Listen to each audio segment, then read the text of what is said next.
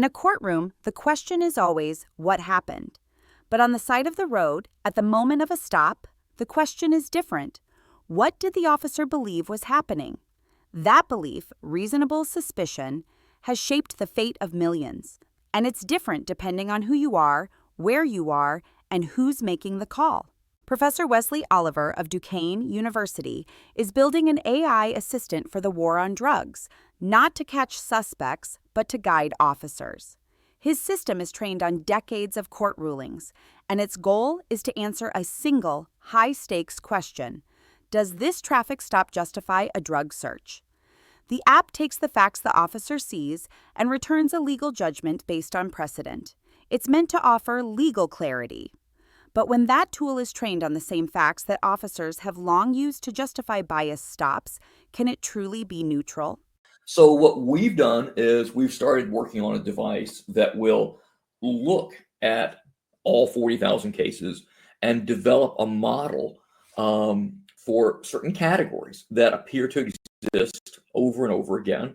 The tool uses what Professor Oliver calls recurring fact patterns. Elements courts have repeatedly weighed in on when deciding whether a search was legal. It doesn't ask an officer for a hunch. It asks for observable facts. Was there nervous behavior? Were there masking agents, like baby wipes or strong air fresheners? Did the driver give inconsistent answers? Sure. So there are things like masking agents. There are things like inconsistent stories, nervousness. Okay. So these are things that would cover up the smell of fentanyl or marijuana.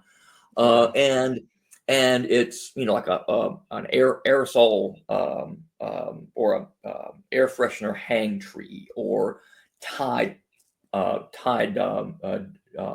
laundry detergent or baby wipes. Inconsistent stories. The driver says they're going to Miami. The passenger says they're going to Seattle. The app doesn't guess. It matches. It matches the entered details against thousands of published court decisions. And it doesn't run in a lab. It's designed for the field. When it's finally deployed, put into a laptop or even an iPhone, the things that he or she sees, and then get a determination of what a majority of courts would think about this particular set of facts. Behind the scenes, the tool uses a mathematical model updated with new case law, sometimes weekly. It's not a predictive engine. It doesn't guess what will happen. It's a legal reference tool designed for use during traffic stops, helping officers decide whether what they're seeing is enough to justify a drug search. But that determination still depends entirely on what gets entered. And what gets entered still comes from the officer. What we might do is just create the model and sort of send the model out, the mathematical model out to whichever departments are prototyping it with us, and then just update that model every week with new cases. Officers don't see algorithms. They see a legal compass, a confidence score derived from the past to help them navigate a moment of legal risk. And its output is clear. Based on past rulings, this stop would or wouldn't stand up in court. And our system won't include race as a category. Race is not part of the equation. That's by design, to prevent it from being coded in. The idea is simple.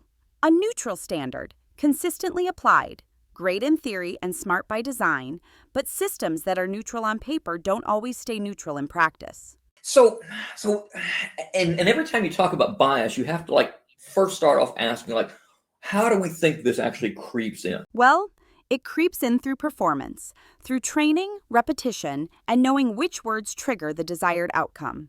Furtive movement, high crime area, suspicious behavior.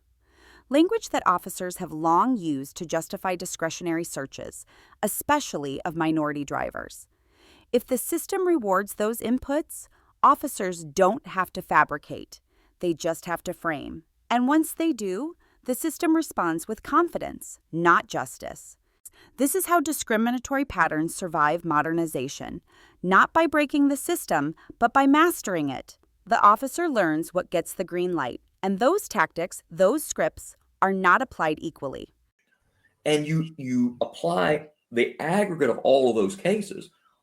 If you assume that Black and Hispanic motorists are more likely to be detained, and you level out for all groups the aggregate standard, The interesting thing that you might have happen is, or will have happened mathematically, is that white drivers are now going to be more likely to be stopped, and black drivers less so than in the current system.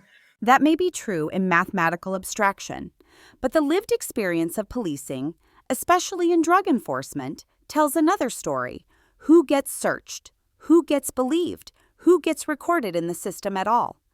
These decisions are still made by police officers, and the algorithm depends entirely on what they say.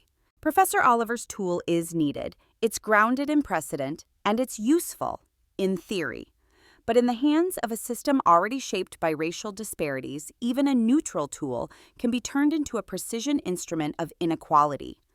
The question for the future of Professor Oliver's research isn't just, does it work? But who decides how it's used?